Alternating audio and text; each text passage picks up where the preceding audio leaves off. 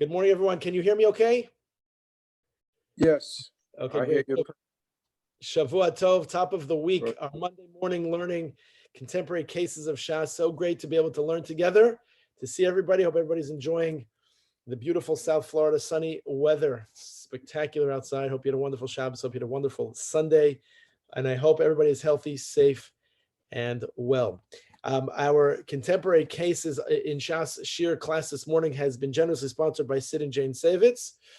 Thank you so much to them for their generous sponsorship, commemorating the yahrzeit of Sid's beloved mother, Joan Savitz, Devora Henya Bat Shlomo Tzvi.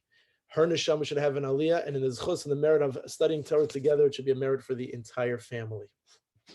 Okay, we have a very interesting case, some of which we have studied parts of it in the past, but I want to get a little bit more granular to go specific into what I think is an interesting set of cases, actually, a domino effect of lots of different things to think about. Let's just set the stage here for just a moment. We know that when we engage with other people, how careful and how conscientious we have to be. We know that there's dinim called maris ayin, which is, what we do, the optics of the behaviors that we exhibit are extraordinary as it relates to how people will conclude about how we live and how we are and the values that we have and the ethics that we're meant to follow. So we're so careful. It might be halachically correct, but it might be practically and morally wrong because of how things will conclude our behavior to be. And obviously, as a sidebar of that, is not only is there an obligation for other people to see us in the same light, not to judge people unfavorably. That's hevidan is called adam l'chavschus. So it's not just maris ayin to judge somebody, to have it look a certain way. We also have an obligation, a dual obligation, to judge people favorably. And so therefore, even though it might look a certain way, it might not actually be that way. So many different examples. You see somebody, an Orthodox from a Yid walk inside to a non-kosher establishment. So obviously, it's maris ayin, and that person has to be very careful and conscientious. But my obligation is to be dan l'chavschus, to assume that there's some reason, that there's no way that they're eating there. It must be some other reason. So I guess if you put both of those together, one who's careful about what they do, and B, the other person who's careful not to judge unfavorably, so the conclusion of that often has a happy ending. That's that number one. But again, halacha is very sensitive to the possibility where people have put a stumbling block before them, and that stumbling block is huge. And that stumbling block, when it's huge, we're very careful, we're very concerned. So one of the obvious examples that many know about is even, let's just take, for example, construction. Like a person wants to do construction, renovate their home. So there's a difference between what we call schir yom and kablanos. Schir yom is a daily hired worker versus somebody who's hired to get the job done. Now, they're both hired to get the job done, but they're classified and categorized in halach in two very distinct ways. So what's a schir yom? A schir yom is a daily work. I hire you for Tuesday, for Wednesday, for Thursday, for a very specific amount of time over X number of hours, which is why, Shabbos, hire of a non-Jew to work for you on Shabbos versus having them work in general, having, a contract or even an unspoken contract, that they're working for a prolonged period of time, not specifically that day. Schir yom is more problematic than kablanos. What's kablanos? Kablanos is I hire you, a contractor, to get the job done over a month's time, over a couple of weeks' time, not a specific day, but over a period of time. And therefore, you will use your discretion. So if you choose to work on Shabbos, I didn't authorize you, I didn't tell you to work on Shabbos. You're choosing to work on Shabbos because it's part of what I've told you to do, just as far as getting the job done. But even in the world of kablanut or kablanus, it's still prohibited potentially because of the fact that if you see workers outside, somebody's home, and the Shomer Shabbos, and it's on Shabbos they're working, the people that are passing by, they don't know that you hired them for, this contractual long, prolonged period of time. They think that maybe it will look like, that they were hired for a daily work. So therefore, the maris ayin issue is very significant. So the concept that I want to build upon is the idea of a stumbling block. Are you putting a stumbling block in front of somebody? How significant is that? Where is it that we're very extra careful and conscientious? Where is it that we care a little bit less? So not that we don't care about halacha, but where is it that we're willing to turn the other way? Or where is it that, not that we're looking for a halachic loophole, but what is the mathematic, scientific, clinical expression, definition of where it is that we can reclassify something so that it wouldn't be a violation? You have this in many times in halacha. You have this in various areas in civil law, where it might not be a violation under these guidelines, but it's a violation under other guidelines. So where we're trying to preserve the sanctity, the holiness, to perhaps in this case that we're going to discuss, the outreach, the kiruv, the learning that's going to spread its wings and be shared with other people. So then we understand that there's a longevity to it, and there's certain risks that are maybe worth taking. Okay, so we're going to kind of set the table with that in mind. So the concept really ultimately is stumbling block. Is it a stumbling block? How significant? How severe? Are there reclassification areas that we can reclassify points? And are there what we call yatzis schar b'hafseda, which means is there that which is gained is offset by that which is lost? Or do we say that which is gained is far more significant than maybe the sacrifice of that which is lost? And with that, we'll jump into the case. Fascinating case in the source materials for those who would like to follow along that side. Here's the case. And again, this could be a case that's described in many other instances. In fact, when I learned this case with some individuals a while back, they told me that they found that they were in this situation themselves, slightly, obviously a little different, but situationally, certainly you live in the United States of America. In this case happened in Israel, but if you happen to live in the United States of America and you're, in a community like ours where there's tons of Jews who are unaffiliated, you come into their contact and you want to start teaching Torah to them. So then the question then becomes, are there areas that have Torah that are prohibited? There are areas that are allowed. Or is everything and everything, does anything go? So let's see. Here's this case. So the case is as follows. Ma'aseh ben Torah shenosa ba'autobus miYerushalayim leTel Aviv. The case is of a Torah student, a ben Torah, and he's on the bus. He's on an Egged bus from Yerushalayim to Tel Aviv. Liyado Yoshev Shoter Goli Rosh. He's sitting next to a shoter. What's a shoter? An officer, a guardsman, a police officer, right? And he's sitting without a kippah on his head. Shadayin enu shomer Torah mitzvos ma'ayin be'ito. Now, obviously, whenever you read a case and you read a story, you don't really know all the details. The assumption is that he's not shomer Torah mitzvos. Obviously, I would never make that assumption because I don't know. Nobody would know, I guess, for whatever the reason, it was an indicator that he wasn't shomer Torah mitzvos.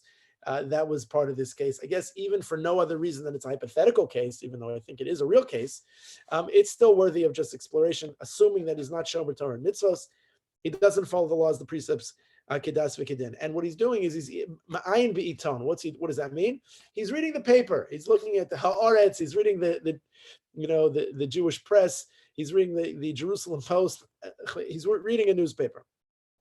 Choshka nafsho ala ben Torah l'karev lev shchenu la'aviv shabashamayim. This guy who's sitting next to him has a tremendous choshka nafsho. He has a burning desire, tremendous interest to bring, the Torah to this fellow, the karev, to bring close to the heart of his neighbor, la'aviv shabashamayim, that he should be mekarev him. He wants to teach him Torah. He wants to be mechazik him. He wants to inspire him. So he doesn't know what to do. He wants to teach him Torah. Hupanu l'shoyta v'omer l'slachli. He turns over to the next door, to the neighbor, and he says, "Excuse me." The fellow is his seatmate. Adash chalotzosecha kosav Yisrael, on the lapel of your beged, of your garment, the word Israel, Yisrael, is spelled out. So it's not just that you're like Mishtara Yisrael, you are of the Israeli police. So it's kosuv Yisrael. So he turns to him, and he's going to look for this Pesach. He's going to look for this opening. He's going to look for this opportunity. He wants to now teach this fellow Torah, and this is what he's going to do at all costs. Would you mind if I explain to you the deep meaning of the letters that spell the word Yisrael? We know Bnei Yisrael, Klal Yisrael, Eretz Yisrael. Yisrael is a very big word. Would you mind for just a few moments if I just share with you what the tevot, what the letters mean, what the significance are, how we come to this letter? So he says, I'm not going to take too much of your time. After all, first of all, how long is a trip on the bus ride? Assuming you take a direct trip from Tel Aviv, from Yerushalayim to Tel Aviv, 45 dakot, pachot o yoter, sha'ah, maximum. So maybe it's an hour. He's not going to take too much of your time. So the shoter says, beratzon, hey Shiva shoter. He says, with pleasure, I'm happy to learn with you, no problem. So Amarlo, he says to him, you should know that the word Yisrael, Haim Roshi Tevu Shel Avraham, Yitzchak, Yaakov, Sarah, Rivka, Rachav, Aleah. All of the names of the Avos and the Imahos, the fathers, the mothers, the patriarchs, the matriarchs, they are represented in the name Yisrael. Kelaimar, Kishanachnu Maskirim Yisrael, which means that as we recall the name Israel, as we call the name Yisrael, Anu Tzrichim Le'ischov Le'aneg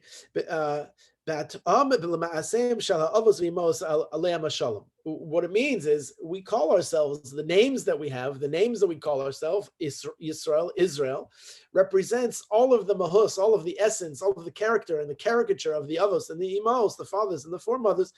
And so therefore what we're supposed to do is lisaneg, to follow them, to be like them. Chesed, Torah, Ahava, we know all the midos of the avos and the imos, so we're supposed to follow them. Their ways, like the fathers and the forefathers and the foremothers. Well, after he was able to give examples one after the other in Chumash and the Bible and the Torah to be able to share why, in fact, this is true, backed up by who they were and what they meant to us and what we're supposed to do as a reflection in our own actions. He explained to them that this chidush, this novelty, this statement, this lesson, is nimtza b'teroso shel Ben Ish Chai. It is found in the writings of the Ben Ish Chai, a great scholar, Talmudic scholar, writer on Chumash, and of course, this is of Sephardic descent. Probably this fellow was a Sephardi Jew, and he says that not necessarily, but probably, possibly, he says this was found. This Dvar Torah was found in the writings of the Ben Ish Chai. Shahaya Gadol HaYehudim beIrak Bavel. That you should know, he was one of the great Gedolim, great sages in Iraq, which is Bavel. Today's Iraq was Bavel. Okay, so he's just telling him a Dvar Torah, he's learning with him. Good. Now, so of course, the question is, Mikan Zarmu Hadvarim LeTalmud Bavli. Now, we understand that where this lesson now brings us to the Talmud Bavli, Shas, Sugya and Shas, we see, as he was learning, Lavash Koiva, he put on a hat, I guess out of respect for this, the study session, right? V'hitmin esaiton bekis, and he puts away the newspaper in his satchel. So what happens over the course of this hour? I guess it was an hour long. Maybe it was a bus ride that had some stops. They found themselves fully engrossed in this conversation, and they were learning Torah together. It was beautiful. What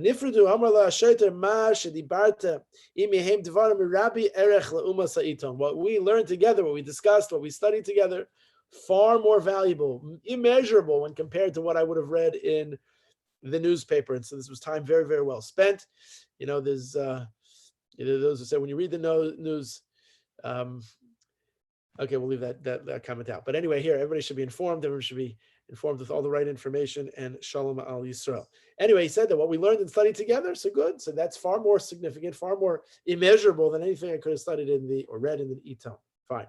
So here's the Shaila. Here's the question. And again, think about, as we started this, the stumbling block, the opportunities that are presented to us, maybe that they're, as we say, it's like Chaye Shah, it's moments that can't be missed, how significant the times are. We learned the Talmud Bavli, the Babylonian Talmud, teaches us in Maseches Brachos, the first Masechta in Shas, teaches us on folio 21 on the first side, on Amud Aleph. We know that before we study the Torah, we have an obligation to say the blessing of Birchas HaTorah, the blessing on the Torah. When I say Birchas HaTorah, we know it means, when we look in the Siddur, it means, etc., etc. That's bracha number one. Bracha number two is Asher Bachar Banu Mikol Ha'amim, as we say, for those who are called to the Torah to have an aliyah. Now, the Mishnah Berurah explains what happens if you forgot to say the first one and you say only a second one, the Asher Bachar Banu, that's considered the higher, most elevated, greater one, and so therefore if you said it, you're Yotzei Chavos, you fulfilled your obligation. Fine.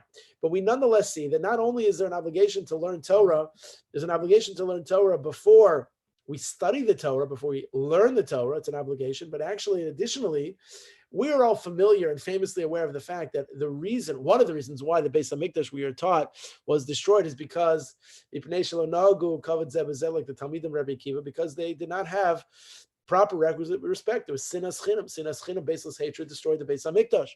But there are other explanations as to why the Beis Hamikdash was duly destroyed. And one of those reasons, actually, interestingly, less popular, less well known, is because the people would study Torah and they didn't recite Birchas Torah beforehand. Why should that be such an avla? And the answer is, the Gemara explains, it's because they only studied Torah as an academic pursuit. They didn't study it because Asher, I'm God took you out of the land of Egypt, and therefore tzivcha, the person has an obligation to learn to study the Torah both day and night, as the Rambam writes in Hilchos Talmud Torah. So I don't study. That was what they did. They didn't study Torah for the pursuit of drawing close to Hashem. They did it only for the academic gain, academic pursuit. If they felt connected to it, they learned it. If they didn't find it necessary. So that wasn't correct. We learned Torah because, of course, there's a huge amount of academic stimulation and obvious application how to live our lives. We wouldn't know how to live our lives as obligated Jews, knowing what to do if we didn't study Torah. But we studied Torah because we were commanded to study Torah. Ad kan, that's the end. So we see that there's an obligation to recite a blessing from the Torah on the study of Torah before we study the Torah. And actually, the Gemara says, the Gemara assumes that we know that already, but as a moreover, not only is there an obligation to do that, but moreover, that obligation to make a bracha on the study of the Torah is a biblical obligation. It's a chiyuv. It's a biblical Torah obligated mandate. So that's what the Gemara says. Minayin lebirchas, last paragraph. Minayin lebirchas Torah lefanei min Torah. From where is it that we learn that we know that the study of Torah requires a blessing, and that's an obligation from the Torah? To make asher bachar banu mikol ha'amim or asher kidishanu b'mitzvos la'asok b'divrei Torah, that's a blessing that's beforehand obligated from the Torah. And the answer the Gemara gives is Shenemar Kishem Hashem Ekra Havu Godel Elokeinu. We know the pasuk tells in Parashat Nitzavim. We know that the obligation is this pasuk Kishem Hashem Ekra, God Almighty, I call out to you. Havu Godel Elokeinu. Great is your name. Great is the Almighty. This calling out, Ekra, calling, reading, expressing. Before I study the Torah, I have to make a bracha. This is the pasuk, and of course we know Kishem Hashem. Kishem Hashem Ekra, we say before Mincha, as part of Hashem's Svasai Tiftach, before we daven Musaf. Kishem Hashem Ekra, so the question, of course, then becomes, if there's an obligation to make a bracha before you study Torah, and if I assumed, again, these are two ifs, right? The first if we now know, but if the second if is that I can assume that the fellow who I'm talking Torah with probably most likely did not say Berchas HaTorah, the assumption is that he's maybe not Shomer Torah and mitzvahs. Maybe he gave that information up, or maybe the guy's assuming that he didn't make Berchas HaTorah, so is it a stumbling block? How can I possibly study Torah with somebody if I assume, and let's assume for argument's sake that I know that he hasn't studied Torah by first making a bracha? If it's an obligation, a biblical obligation, so that I can't put a stumbling block. Maybe the fellow who's trying to teach this fellow Torah, obviously his intention is to inspire him, to hopefully connect him to Torah, but maybe what he's doing is just shedding light on the possibility of it being a stumbling block, and that stumbling block makes it such that they're learning Torah, and then he didn't make a bracha beforehand, and so therefore he's doing something that's a violation. Again, is it of the grace of violations? Is it like eating an Yom Kippur? Is it like not fasting Yom Kippur? Obviously, in our layman's attempt to rank mitzvahs, it obviously doesn't seem to be compared. But again, when we're trying to be careful, obviously studying a case in the Bavli, in the Gemara, here we have an obligation, a biblical obligation is the stumbling block. As we know, it's a prohibition, Parshas Kedoshim. You do not place a stumbling block in front of somebody. If I'm teaching them Torah and they have an obligation and they didn't fulfill that obligation, it's because of me that they violated. You have many other examples of that. Okay, so that's the question that he's asking. That's a curiosity that's there. The stumbling block question, maybe it's not allowed. So far, so good? Okay, good. All right, to the next page. Hatzosi she'elazu. He said, asked this question to Rabbi Elyashiv of blessed memory, and this is what he answered. It's very interesting, and we can dissect this, obviously. Hashoter, the officer, lo niskavin l'kayim b'sicha zu mitzvahs Talmud Torah. So it's interesting. We talk a lot about what's in our minds, what's our mindset. For example, mitzvahs tzrichas kavana or mitzvahs einu tzrichas kavana, that whether a mitzvah requires the proper requisite amount of kavana, of concentration, or whether or not, even if you didn't have the right concentration, you don't really know what it means to sit in a sukkah, the way all of the levels of understanding, or to shake a lulav and esrog, or to wear tzitzis, or to put on tefillin, or to keep Shabbos. So does that mean we don't do it? The answer is we do it. Shemi tochlo lishma bo lishma, as the Gemara tells us famously. Even though you don't do it for the sake of the mitzvah, eventually through the Darwinist behaviorist habituation, you're going to come to do it the right way, right? So if that's true, we know. So maybe the fact of the matter is that there's different layers. So it's interesting. This is one angle here. And this angle is that really what is this conversation that this guardsman, that this shoter, this officer, that he was thinking to do? Was he thinking to study Torah? Was he thinking to do something else? Would it matter what he's thinking? So he explains that the shoter lo niskavin l'kayim b'sichazu mitzvahs Talmud Torah. When he was talking Torah with this chavrusa, new chavrusa study partner of his, he wasn't talking Torah with the intention to fulfill the mitzvah of studying Torah. And it seems from just the initial part of this answer is that is a necessary prerequisite to obligate a person to make a bracha, which means there might be two different things. One is the mitzvah of studying Torah, and the other is just to start a conversation. And therefore, meaning, if you did not have that concentration, you did not have that kavanah, if you did not have that preliminary thought, that the reason why I'm going into this conversation, I'm going to a Talmud class, I'm going to a Chumash Shir, I'm going to make a bracha on the Birchas HaTorah because it's Kriyas HaTorah Barabim, and it's Chal on the Tzibor, it's an obligation on the congregation. If it doesn't have any of those prerequisites, any of those qualifications, it's itachen. So it seems that maybe what it means is that you don't have the same obligation, biblical obligation, or any obligation for that matter, to recite Birchas HaTorah. I'm having a conversation with you. And that conversation might be very different. And therefore, we see that there might be different times you might or might not be obligated to say Birchas HaTorah. Now, as a sidebar of this, let's say reading a story, a Torah story, or let's just say, you're thinking of Talmud Torah. Does Hirhur b'divrei Torah, if I'm just having a machshava, a thought of divrei Torah, does that obligate me, to say Birchas HaTorah? So that's a machlok, it's plugged in the poskim and Shulchan Aruch. Again, you see these different classifications that might or might not obligate a person to say Birchas HaTorah. Anybody have a question? I think I have a question. Yes, Carol. So because before you went into the second part, which explains it a little bit, so all the times you go to a dinner, right? And then there's a speaker, and it's going to be somebody who's teaching you some Torah. You go to some big talk that you pay to go to or not to go to. It almost feels like if the person who's going is thinking, oh, I'm going to really learn something, that person is obligated to say a bracha. But if you're Joe Schmo like I am, and I'm going to go here, and I didn't even know there was a bracha, we're going with different intent, and so you aren't required to say bracha? Yeah. So that's what we're learning. The only thing I'm going to strongly and ardently disagree with you, if it's okay, sorry, you are not a Joe Schmo. You are not just a Joe Schmo. You are incredibly, incredibly special, and you have a love of learning Torah, and it's inspirational. Period. Hard stop.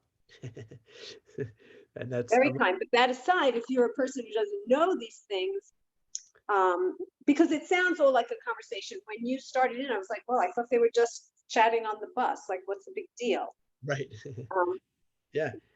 And really, it seems as if the part of the conclusion is going to be they're just simply chatting on the bus. But one of the things that is special about our Monday morning learning together is now we're learning that if at the very beginning of a siddur, it's part of the morning prayers, it's part of the morning brachos, we recite what we call Birchas HaTorah, and anybody who studies Torah really should do that. Now, it's true, if let's say a person says, listen, I'm not in yeshiva, I'm not going to the kollel, I'm not going to any classes today, maybe I'm not going to say Birchas HaTorah. The answer is we really say that a person should say it anyway as part of the morning blessings that you should. First of all, even though you unintendedly, learned something, you weren't planning on it. Let's say you came to a dinner, you're really planning on eating and honoring the guests of honor. And one of the speakers, the rabbi, gets up and he says in Dvar Torah, okay, I wasn't expecting it, but I learned something. So therefore, again, this is one opinion. It could be that there are other opinions that will suggest that really good idea to do it for any possibility of learning Torah. That's number one. And number two, it's interesting to note that the language, if you want to be, very systemic in the syntax of it all, is that really the blessing should be Asher Kidishanu b'mitzvaysav etzivanu al limud haTorah, right? On the study of the Torah. But what's the language of la'asok b'divrei Torah, which means it's all more encompassing, right? It's larger, to be engaged in. And some of the commentaries explain what that means is that, the life of a person who is cognizant and cogently aware of the Almighty is la'asok b'divrei Torah, means that when you look at the nature, the leaves, the grass, the sun, the moon, the blinking, the digestion, the secretion, the blessings, you're engaged in Torah. And is it Talmud Torah? Okay, this is getting a little bit even more granular, but yeah, the suggestion is to say it no matter what. It's not just whether or not you're a student, a literal student of the Torah, but a person's a student of the Torah, and therefore that's number one. And number two is that when a person prays in the day, right, you get up to daven and pray, so you're reciting lots of blessings, you're reciting lots of psukim, lots of verses from Tanakh. In fact, to be short to it, that the blessing you said is not a blessing in vain. If I make, for example, I just made a bracha shahakol. If I made baruch shahakol niya b'dvaro and I didn't drink, it'd be a bracha levatel, it'd be a blessing in vain. So if I say in the morning my birchas haTorah and I say Asher Kiddishanu b'mitzvot tivanu la'asok b'divrei Torah, and they say Asher b'chabanu mikol ha'amim, it's all found in the beginning of the Art Scroll Siddur. If I did that and I didn't learn, it might be a bracha levatel, which is why the next three paragraphs that follow those blessings actually have excerpts from the Chumash. Birchas Kohanim from Parshas Baaloscha. We have the Birchas Kohanim. Then you have the Mishnah and you have a Gemara. So therefore, you have everything there that you've studied. So therefore, if you study nothing else throughout the course of the day, then you will have made a blessing and you will have studied Torah. We don't want to have a day that we don't study Torah. And it's notwithstanding the fact that all of the verses from Tehillim, from the Hallelujahs, the Kriyas Torah on Monday, Thursday, Shabbos afternoon, Shabbos morning, of course, all the various expressions that we daven have much language that comes from Tanakh, and so therefore we say Birchas Torah as a result of that. Does that make sense? Yeah, fascinating. Yeah. So here, yeah. Rabbi? Yes, dear Doc. Hi. So, Rabbi, if we follow this line of reasoning to its conclusion, let's say this police officer found this discussion very intriguing. He took down the phone number of this Ben Torah and then called him up and said, I'd like to continue our conversation. So now he's initiating a desire to learn Torah, obviously. Yeah. It would seem to me he would then be obligated to make a bracha in that circumstance. Yeah, good question. So the question then would become, does the teacher, the Malamed, at some point then have an obligation, once there's an initiation that's been started, assuming there's a follow-up, then to make the first lesson in the follow-up, the lesson of Kishem Hashem Ekra, have a good the first thing we do is to make brachas. Yeah, it's itochen to say such a thing. I would assume that that's okay. Although I would also say, and this comes with a lot of experience and lots of consultation with rabbis that are far, far wiser than I am, far more experienced, just the algorithm and the almost subjective algorithm that you have to deploy knowing who it is you're talking to. Meaning it might be that for this fellow, excuse me, even though he made the call, and that would be an indicator that he wants to study, he's still too much of a beginner that maybe you're not going to do that yet. You're going to still kind of go with the things that are going to keep, you make it still sticky. You know, you're going to keep the honey coming and flowing. And then at some point you're going to do it. Or you'll realize that the fellow's engaged and the fellow's there and they've showed up. And then, so you really have to be somewhat, a little bit deft in your assessment of the situation. And I say that tongue in cheek because I realize that also in what I do and where I do it and with whom I do it, there could be situations that even though they're going to come again, they'll come to another Shabbos meal, they'll come to another class, they'll come to another service. Like I'm thinking of somebody who never stepped foot in an Orthodox synagogue ever before. A young fellow who's now, right? So I've become very, very close to, and I picked him up at a wedding. He was the friend of a chassan kala that I married them, and he was there, and we ended up talking at the wedding. Anyway, P.S. he became very close to me and close to my family, and he came to the Orthodox synagogue for the first time on Yom Kippur, and he was talking on the phone on his way into the service. He didn't realize any of that. He had never been initiated on anything other than his Reform Jewish experience. And what happened, what he did in the week after Yom Kippur is he signed up for membership. He wanted to be a member of the shul. He had such an experience. And so that ain't a dover, that is as indicative of them being interested, Yoser Mizu, right? I want in, but he didn't know really what that meant. He just wanted to be part of the club, part of the fraternity, part of the sorority. He wanted to be part of the chevra, part of the shul, which was extraordinary, right? He wanted to be part of the community. And over time, it took me about, probably 6-8 months till I started getting into a little bit of the, more of those details. But yeah, you're right to ask that there is a time where where at some point you have to assume that there's a transition between what he's doing vis-a-vis maybe a leniency because the statistic that he falls into that category, and then what is now changed because of what he's choosing. There's the changing of of that situation. And I guess I would liken that likewise to a situation where you're being makar of somebody, makar of somebody over years. At some point, the leniency then becomes no longer a leniency. Then it's just, how long can a person, one halacha people know is the halacha of a tinuk shenishba. When a guy starts telling me that he's a tinuk shenishba, so then I know he's not a tinuk shenishba anymore, right? A tinuk shenishba means that he's unlearned, he's unexperienced, he's never had any experience. So we know that he's a tinuk shenishba, so therefore there's leniency to invite for Shabbos, to whatever the examples are. But once a person Googled what tinuk shenishba is, and then they tell you I'm a tinuk shenishba, so I'm putter. Then I get into let's get into what that means. Yes, Mark. Rabbi? Yes, sweet Mark. When you say Birkas Torah in the morning, as you're beginning Shachris and so on, can you have the intention of that applying for the rest of the day? Yes. Now, the question is do you have to have that in mind that you're having it applied to the rest of the day? And the answer is no. And the reason why we know that that's true is because if we did, then if you took a nap during the day, or if you went to the office, if you saw patients, if you did anything outside of shul or outside of learning, the next time you get back to it, you'd have an obligation to then say it again, right? But since you don't, it covers you the whole time. It covers you. I don't know if it's 95%, 96%, if it's one booster or a second booster, but I think the account covers you 100% throughout the course of the day. Because as you know, I think we had discussed it a few days ago and so on.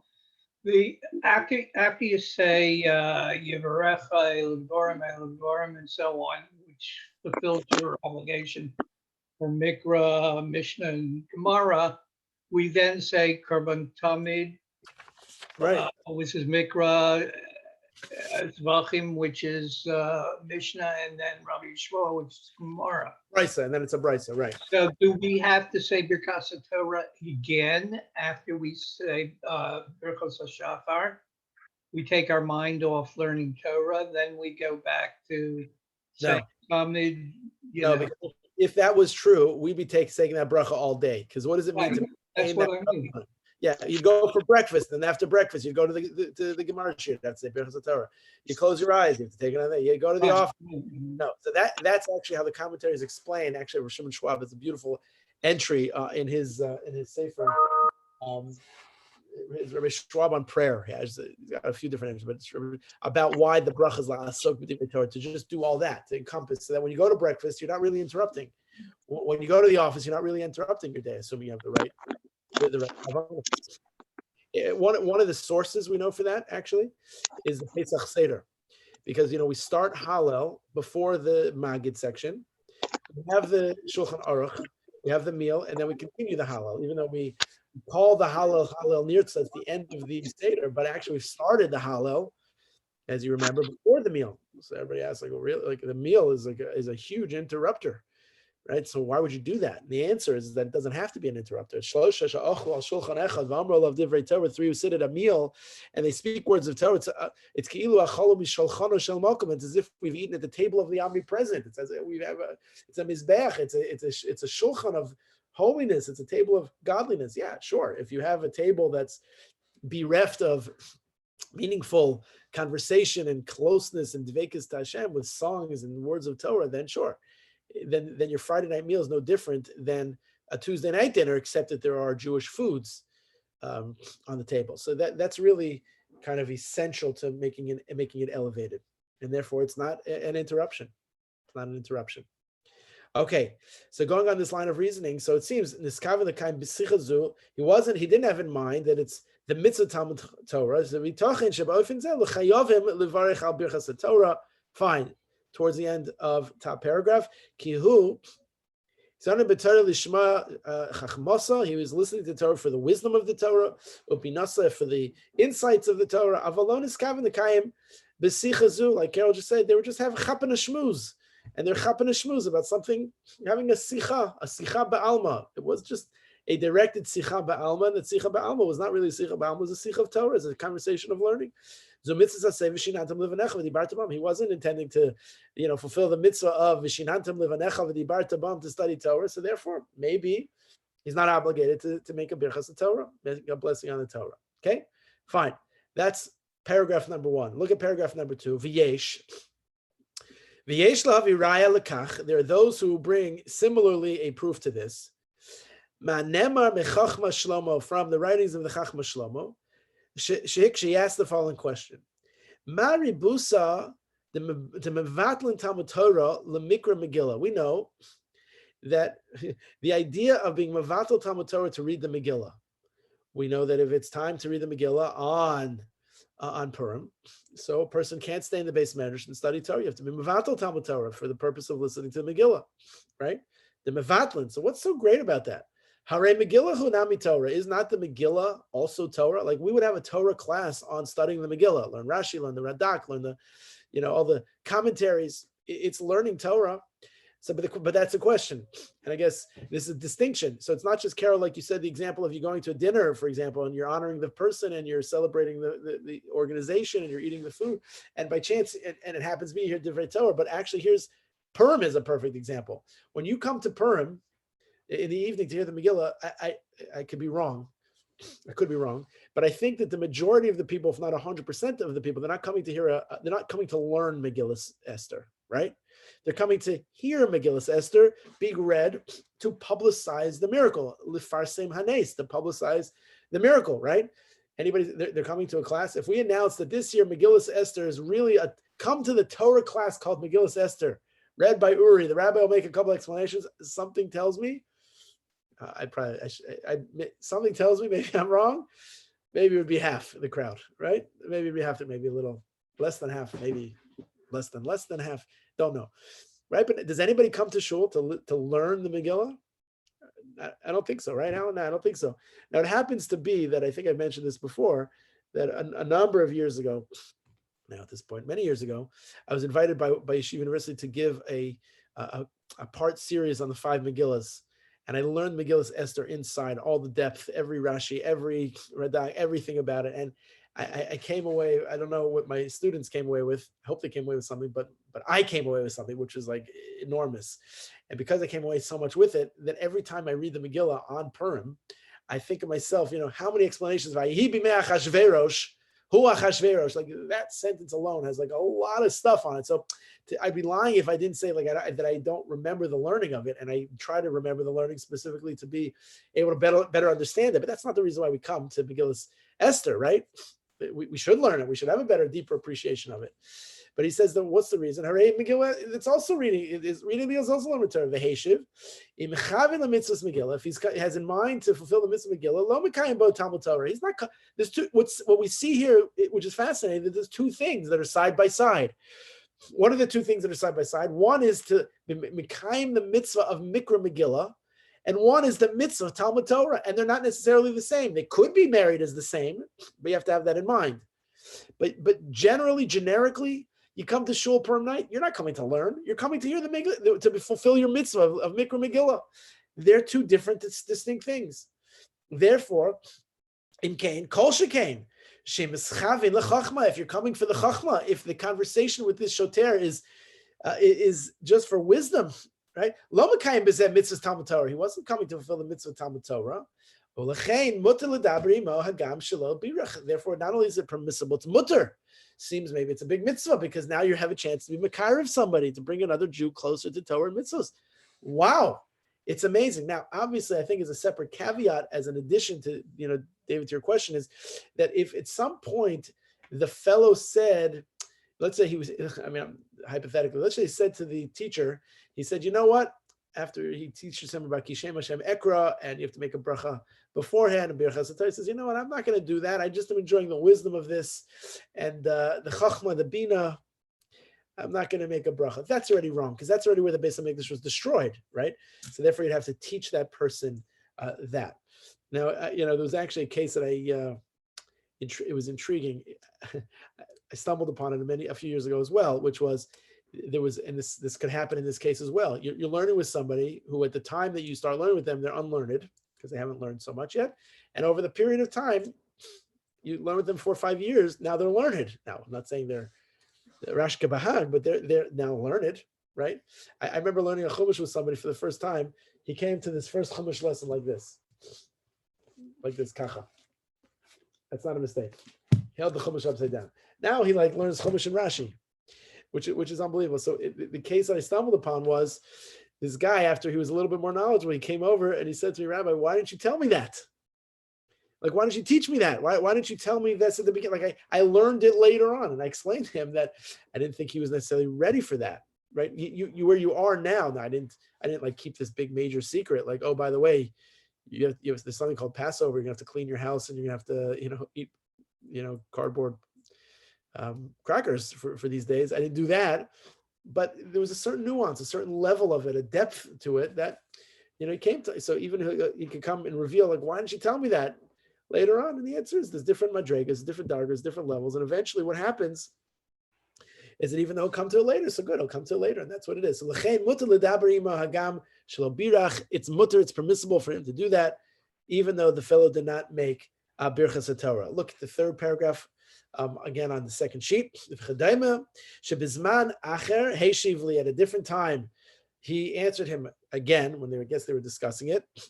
Birchas Torah he mitzvah. Of course, we know the birchas Torah is a mitzvah. Aval even though we know that birchas Torah is a mitzvah, again, this is Rabbi Yashiv, Zecher Tzadik V'Kodesh Levrocha answering again, and this is another answer, which is even though we know that birchas Torah is a mitzvah, you want to have another of the 613 mitzvahs accounted for in your spiritual bank account, even though it's a mitzvah. Aval im if let's say a person's not able to make a bracha, maybe they don't have a sitter, they don't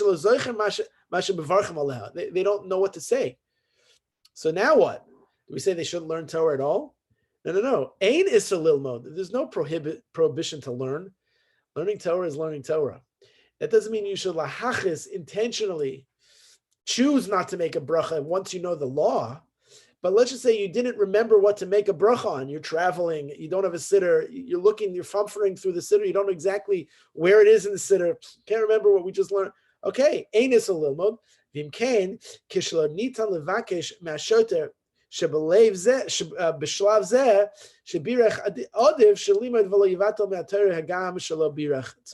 says, good. He knows the shlav. What's the shlav? The level of this shoter that he's on. So number one, if you don't know where to make a bracha, and therefore it's not usher, in Cain. So therefore he doesn't tell this guard, because maybe if you have somebody who he doesn't have like etiquette, people that they don't have like certain etiquette and lahavdil, like social skills, they get to like a place that they shouldn't go. If the guy says to him, before I tell you what's on your shirt, the meaning of the word Yisrael, let me give you a whole shtickle Torah about birchas Torah. The guy's like, do me a favor. Let me get back to my newspaper and do me a favor and turn away and leave me alone. It's like too much. I got to throw some candy a little bit. Let's make it sweet. Let's make it a little sticky stuff. And then when there's some sticky stuff, so then you'll come. So he says, no, it's his shlav. It's not there. So therefore, odif, it's better. Better you shouldn't miss this opportunity. You don't want to miss an opportunity. Guy's willing. He's interested. He's curious. He wants to learn. Don't miss that with the technicalities. The forest from the trees. Sometimes people are missing the forest for the trees. They're like all over. They don't know what to do. They're like all over the place. Don't miss it. Don't miss the boat. V'ulai, last paragraph. And finally, we can bring another proof from that which is written in the Mishnah Brura at the beginning of Siman Memtes in chapter 49. The Summa Mutter Likras Baal Peh. That a Summa, a blind person, is allowed to read Baal Peh, Kriya Shema. It's talking about Kriya Shema. Mishum Eis Lasos Lashem Eferu Torah. We have another concept. What's an Eis Lasos Eferu Torah? Which means, in very layman's generic, benign terms, is when the forest is burning, when the building is burning, you're in an Eis Lasos. It is a time of extraordinary compromise, of extraordinary pressing, desperate need.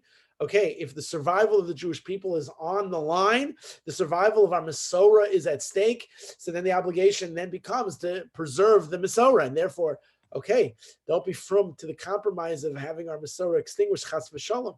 So therefore, even though there's a level of hachinami, adav shelo levatel milimud Torah, so too similarly, we see that the study of Torah is so significant. Af im lo birech birchas Torah. That means even if he's not going to study birchas Torah, it's an eis lasos heferu Torah secha. How many unaffiliated Jews who don't know enough about limud Torah? So let's just teach them Torah, and you'll get to that birchas Torah lesson a little bit later. V'afal pichein, da'afal pi dahasam lo yuchal lilmod olamis. Even though they're not going to be able to learn forever. Mikol makom, The Gemara says, quoting Etosus,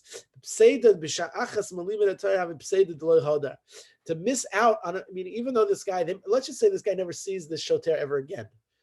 In an ideal sense, in an optimistic sense, you, like I, Doc, would think that the guy's going to want to call back for a second time, but let's say he never calls back ever again.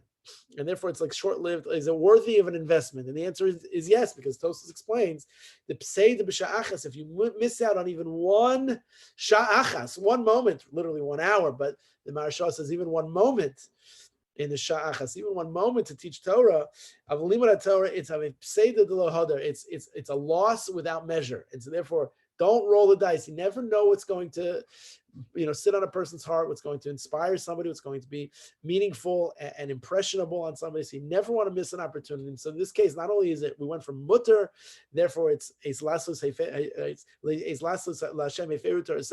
extraordinary moment of compromise, not to miss this opportunity. And so therefore, it's not only mutter, but it seems as though it is necessary, obligatory, and therefore the fact that he doesn't say Birchas Torah wasn't a stumbling block. And even though we have other examples whereby there are stumbling blocks that people put other people in, we have to avoid that at all costs. But nonetheless, this is a stumbling block that does not exist. I feel like this is the premise upon which Chabad has brought so many to being Jewish again. Absolutely. Absolutely, knowingly or unknowingly, their premise is that it's an ace lasos lashem hefeiru torasecha. It is to light the fire. It is extraordinary, consequential times, and the more people that are far, the more we have to go to reach them. Wherever they're going to be is where we're going to go. Whatever we can do to light them up, if it's lighting the Shabbos candles, if it's putting on the tefillin, if it's giving charity, if it's whatever it is. You're right. The premise is that let's get them in and we'll have the conversation later. And that's why they're so incredibly matzliach. They're so successful. The amount of ahavas Yisrael, the amount of love that Chabadniks have, again, I'm generalizing, and I think we all have the right to do that, is so extraordinary. It's so unbelievable. To tap into that is something that we all have to. I only really met somebody. The one man I ever met that had an Ahavas Yisrael that I've never seen and compare is Rabbi Noach Weinberg of blessed memory, whose yahrzeit was yesterday's 12th yahrzeit. I never met somebody who loved Jews as much as him. Like unbelievable. His Ahavas Yisrael, and then the more Chabadnikim you learn, the rabbis, the regular people, everybody. I mean, the Ahavas Yisrael is just extraordinary. You're right. It's the premise that built them, the empire that they have, and has built Jews from around the world and around the globe in a way that's it's monumental. We should all have a little bit of Chabad in all of us. It's funny. There's I'll tell you something quick here. I guess we're gonna land the plane on this. To your point, I'm just gonna pull up this text message. That was a great text message. You'll appreciate this. To your point. So there's a general contractor who's working on the house next door, where my parents bought the house next door, Baruch Hashem. And the general contractor is working, super nice guy, not Jewish guy, Brazilian fellow, sweetheart of a fellow. So this past Friday, he had a question he had to ask me, and whatever it was, we're just talking. And then at the end, he said, I want to, wishing you a good Shabbos. He writes me good Shabbos. And then he writes me the following, and I don't know where he got this. I don't know how he found this. He had to cut and paste this somewhere. He sends me a Hebrew quote. Like I didn't even, you have to have a Hebrew keyboard. So somebody maybe as a Jewish friend. I don't know. I got to ask him when I speak to him. She wrote me. He has no idea what he wrote me, because he wanted to write me, I should have a good Shabbos, and he wanted to write it to me in Hebrew. Right? Shabbat Shalom. So he writes me, Carol, you'll love this. Sheyeh lecha Chabad Nehedar. You should have like a Chabad Nehedar. How do I translate Nehedar? David, what's Nehedar? How do I say Nehedar? Like beautified? Yeah. Glorious. Glorious. Yeah, I should have a glorious Chabad. Chabad, I guess Shabbat was Chabad. I was going to correct it, but I said, you know what? I'll take that blessing. I should have a glorious Chabad. As should everybody. Yeah, exactly. Sorry, David, you're muted. I said it was probably the Hebrew autocorrect that fixed it. Let's say it this way. Even the phones know they're Makar by Chabad. They know that you want to be wished something positive by Chabad. I couldn't believe this guy's no idea. All right, awesome, wonderful. Right. All right, thank you once again to Sid and to Jane for their generous sponsorship. Thank you, Rabbi. The learning, it should be a chus for their whole family. Thank you all very much for joining me today. It's wonderful to learn together. I wish everybody a happy Monday, a fabulous week, uplifted, inspired, and great to be together as always. Love you all. Great. Thank you, Rabbi. Have a good day. Take care, everyone. Be safe, be well, be happy. Bye. Bye.